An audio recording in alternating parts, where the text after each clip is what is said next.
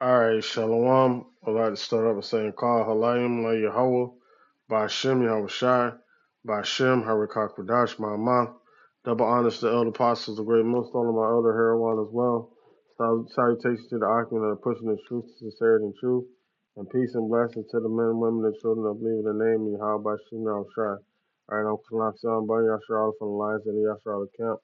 And this is Lamb backing off of a news and prophecy that the elder Herawan put out earlier today, and and the main focus is on this right here. Matthew 24:6. It says, "Ye shall hear of wars and rumors of wars. See that ye be not troubled, for all these things must come to pass, but the end is not yet." All right. So as the elder was explaining, slacking, the end is not yet. You have a series of things. Well, one major thing that really needs to happen before the end all tell all comes about. But you're going to see a lot of buildup before that happens, right? With the War of Armageddon, World War III, ultimately before missiles start hitting America, you're going to have the Revelation 13 and 16 has to slack it, has to be it has to come into play. That's Jacob's trouble. And Jacob's trouble shall be placed upon the whole world. You know. So, but Yahweh Shema Shai does everything in perfect timing. You know what I'm saying? So we have nothing to worry about. Even though we ready to go. We're hastening the day. Hold on, let me find that real quick.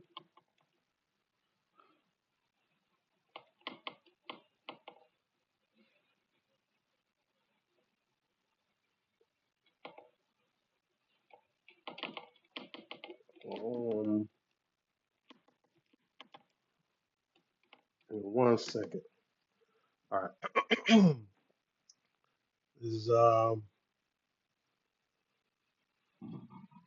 Second Peter chapter 3 verse 12. It says, "Looking for and hastening until the coming of the day of our Lord Yahweh Shem Shai, wherein the heavens being on fire shall be dissolved, and the elements shall melt with fervent heat."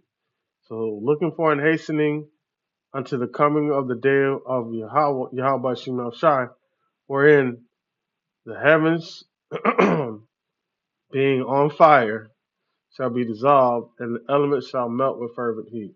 All right. So we're hastening the day. Can we understand? All right. So now, so we get a little anxious when we see furniture moving and everything. So, but it's a great feeling to see these things happening because the Yahweh Shemel Shai said, Yahweh said that his word shall not return unto him void.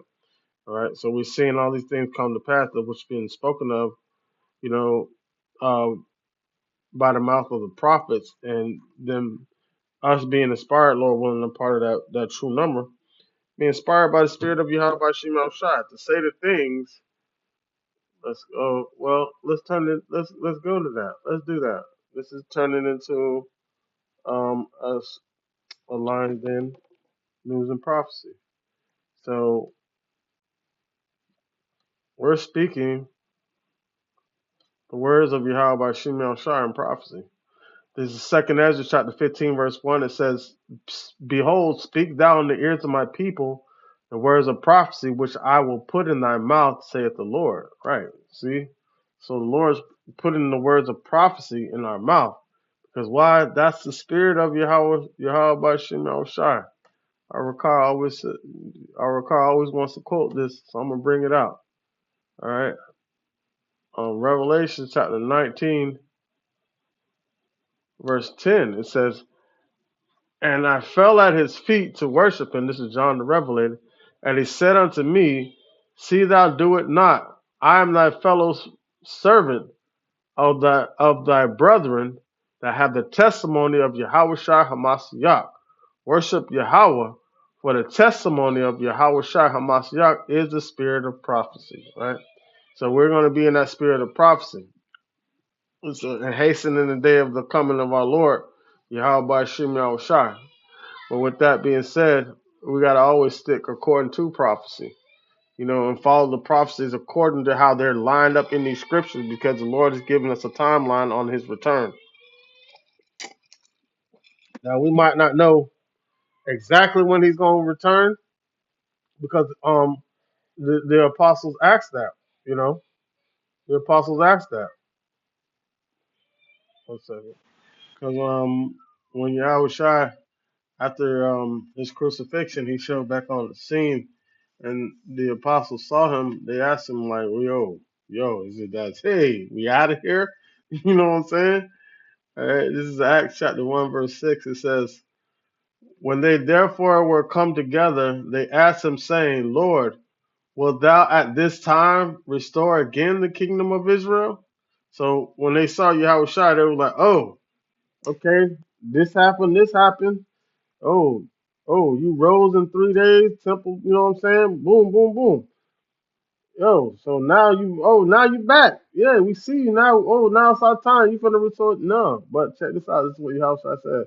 He said unto them, it is not for you to know the times or the seasons which the Father has put in his own power. All right. But so, but we don't know that exact day, right? Because even Yahweh Shai don't know that exact moment, that exact time. But we can get so close that we can be 100% ready, because he gives us the prophecy. Now, at the exact moment when he says Yahweh Shai is going to come down, he doesn't. We don't know that, but we know around what time, because he gave us the word. He gave us the word and the understanding on it. All right. So now, so it says Matthew 24:6 again. It says, "And ye shall hear of wars and rumors of wars. See that ye be not troubled, for all these things must come to pass, but the end is not yet." Meaning some other things need to come to pass before that happens. But the Lord is going to give us the breakdown and the build up all the way up to it. You see that? This is Second Ezra chapter 4, verse 31. It says, "Ponder now thyself how great fruit of wickedness the grain of evil seed has brought forth." Right. So now think about all the wickedness that Esau's done. Think about everything that's going on right now from the time of the beginning all the way to now. Think about all that, right? It says, and when the ears shall be cut down, which are without number, how great, a flower, how great a floor shall they fill? Ooh, the amount of how great amount of bodies that's going to be cut down from the wickedness. Imagine how much that's going to be, how great a floor they shall fill. He said, then I answered and said, when shall these things come to pass? Shalaki, let me Shalaki, let me read it again. All right, because my screen keeps timing out. It says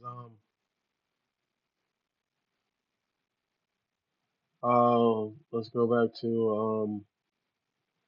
Second Ezra chapter 4 verse 32, and it says, and when the ears shall be cut down, which are without number, how great a floor shall they fill?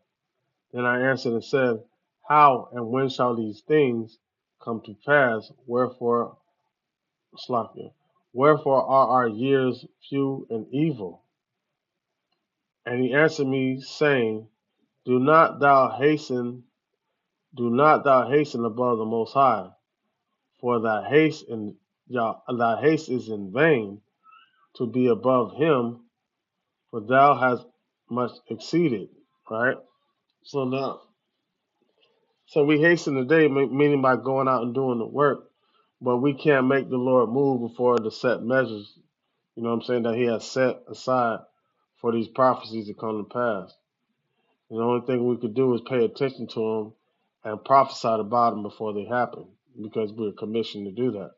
Verse 35, it says, do not the souls also of the righteous ask questions of these things in their chambers, saying, how long shall I hope for this fashion? When cometh the fruit of the floor of our reward? Meaning the ones, um, if I'm not mistaken, that's talking about the ones that are already in the spiritual realm, where I'm saying, um, the soul of the righteous crying out to the Father, like, how long shall these things go on? Roughly paraphrasing. All right. Verse 36, it says, and unto these things Uriel the archangel gave them answer and said, even the number of the seas is fulfilled unto you, for he hath weighed the world in the balance. Right. The Lord has made a measure of everything, of every prophecy, that how he wants it to come to pass and when he wants it to come to pass. All right. Um, matter of fact, let's go to this Revelation 7 real quick. This is Revelation 7 and 1. It says, after these things I saw four angels standing on the four corners of the earth, holding the four winds of the earth, meaning destruction, that the wind shall not blow on the earth, nor on the sea, nor on any tree. And I saw another angel ascending from the east, having the seal of the living power, and he cried with a loud voice unto to the four angels to whom was given. Okay, we'll read it again. Revelation 7 and 2, it says, and I saw another angel ascending from the east, having the seal of the living power, and he cried with a loud voice to the four angels to whom it was given to hurt the earth and the sea, saying, hurt not the earth, neither the sea, nor the trees, till we have sealed the servants of our power, and they live in their foreheads. All right. So, the Lord is not going to make anything happen until his elect are sealed. You know, he's a God of long suffering. So he's going to make sure, Lord willing, a part of that number, he's going to make sure all of us are sealed to the point where when Jacob's trouble come, ain't nothing going to be able to turn us from the love of the Lord. Matter of fact, let me get that real quick. Is it Romans 8? Let me see. Bear with me real quick.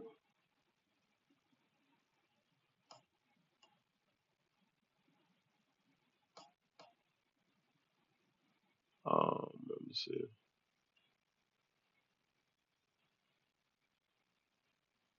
All right, Romans 8 and 35, it says, who shall separate us from the love of Yahweh Shai? Shall tribulation? No. Or distress? Or persecution? Or famine? Or nakedness? Or pearls? Or swords? Right. So he's a God of long suffering. So he's not going to do anything until all the elect are sealed. But while we're waiting for everyone to be sealed, there's nothing going to be able to take us out of the way of faith in Yahweh Shem Shai. Verse 37, no, verse 36, it says, for as it is written, for thy sake we are killed all day long. We are accounted as sheep for the slaughter. It says, nay, in all these things we are more than conquerors through him that loved us. Right? Because, you know, the Lord's going to protect us. We're going to see this thing go down through phases, and every phase that it goes through, the Lord is going to protect us each and every time. So we're not going to have anything to worry about. All right. It says, for as it is written, for thy sake we are killed all day long. We are accounted as sheep for the slaughter. Nay, in all things we are more than conquerors through him that loved us.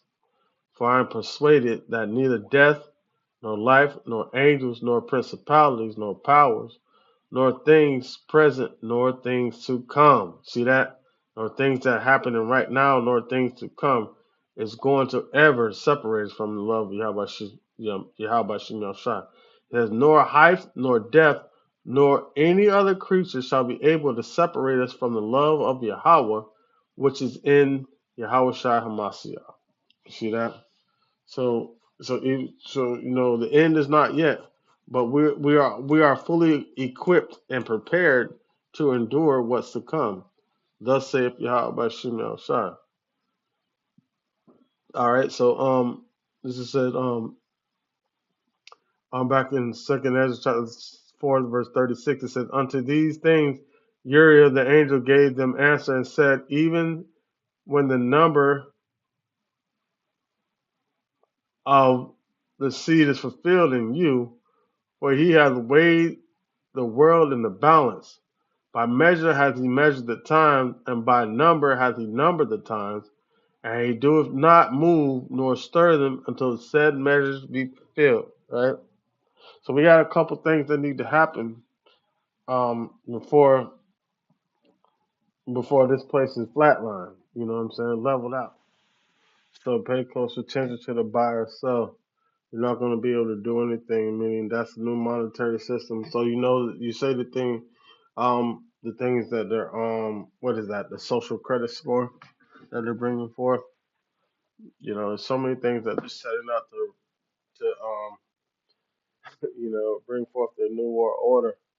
And if you're not paying attention carefully, having your head having your mind circumspect, you could be persuaded to think otherwise. So it's a blessing for us to understand the prophecies of Yahweh by Shemel Shai. And ultimately, this is what needs to happen, the micro C hip. And once that happens, we're going to move on to this. This is Revelation chapter 14, verse 9. It says, let's start at verse 8. It says, "And there followed another angel saying, Babylon is fallen, that great city, because she hath made all nations drink of the wine of the wrath of her fornication." Right? And the third angel followed, saying with a loud voice, "If any man worship the beast and his image, and receive his mark in his forehead or in his hand, the same must drink of the wrath of Yahweh, which is poured out without mixture until the cup of his indignation, and shall be tormented with fire and brimstone in the presence of the holy angels and of the Lamb." Right? So the wrath of those missiles, man. So so once we see that come to pass, we already know Esau is the end of the world and Jacob is the beginning of the follow. But once we see this uh, the Michael C. Hip, the Revelation 13:16 come to pass, that's when the missiles are gonna start flying and turn this place into a lake of fire. All right, so you shall hear wars and rumors of wars. See that you be not troubled. Matter of fact, let me read it verbatim. Matthew 24:6. It says, "Ye shall hear of wars and rumors of wars. See that ye be not troubled, for that all these things must come to pass, but the end is not yet." So be on the lookout for the collapse of the economy and the micro C it being put in place. All right, Lord, willing this lesson to edify and serve the purpose for the hopeful elect, the ones who truly believe in the name of Yahweh by Shema Shai. With that, like to call Halayim La Yahweh by Shem Yahweh Shai, by Shem Harakakodash, my Mah. Double honors to the elder apostles, a great millstone, and my elder here one as well. Salutations to the Aquan that pushing the truth, the sincerity, the truth, and peace and blessing to the men, women, and children that believe in the name of Yahweh by Shema Shai. Shalom.